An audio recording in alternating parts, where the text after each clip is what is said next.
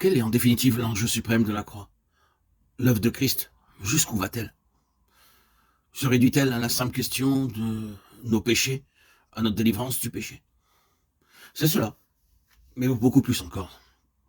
L'enjeu de la croix, par-dessus toute autre chose, mais comprenant aussi toutes les autres choses, c'est le trône, le chemin du trône, ouvert à nouveau devant nous. Le trône, avec tous les privilèges qui s'y rattachent, roi et sacrificateur pour notre Dieu. C'est la restauration en notre faveur d'un empire spirituel sur l'univers.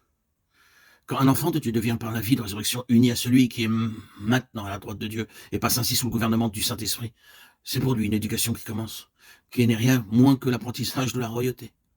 Le but, acquérir de l'ascendant spirituel et le développer en vue du trône.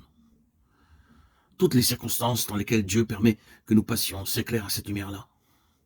Le Seigneur est parfaitement capable de nous assurer une vie tranquille, d'où serait banni jusqu'aux moindres velléités de soucis, d'opposition, de souffrance, d'opprobre. Est-ce que, par hasard, vous lui auriez demandé cela? Alors, c'est votre couronne que vous laissez échapper. Par toutes ces choses, il nous apprend à régner. Il développe en nous des aptitudes au gouvernement moral et à l'empire spirituel. Pourquoi laisse-t-il le diable libre avec toutes ses armées? Pour nous apprendre à régner. Est-ce que vous vous faites petit quand il passe? Est-ce que vous prenez votre parti de son influence? La pensée de Dieu pour vous, c'est que vous ayez pouvoir et autorité sur toute la puissance de l'ennemi. Le voilà notre appel, le voilà notre vocation, la voilà notre fonction si vraiment nous sommes unis avec le Christ, ressuscité, vivant, élevé au trône. C'est la clé de voûte du témoignage de Jésus. Dans notre relation avec lui, tout tend vers ce but, tout converge là. Ce qu'il lui faut, c'est ce après quoi il soupire. C'est un peuple qui, devenu absolument sien, gouverne spirituellement, maintenant, parce qu'en relation avec lui sur son trône. Plus tard, mais plus tard seulement, ils gouverneront l'univers au vu et au su de tous.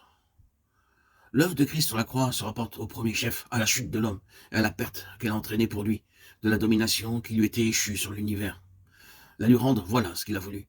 Il a engagé à la croix une bataille décisive pour restaurer l'homme dans ses titres à l'Empire. Ce n'est pas simplement avec le mal en général qu'il a eu à faire. Il ne s'agissait pas d'un problème abstrait. C'est avec l'enfer qu'il s'est mesuré. C'est toute la coalition de ses autorités et de ses puissances sataniques qu'il a affrontées, de ces forces spirituelles qui avaient dépouillé l'homme de sa suprématie. Il fallait une restauration et cette restauration a été pleinement accomplie par la croix de notre Seigneur Jésus. L'Empire est maintenant entre les mains du Christ ressuscité et glorifié.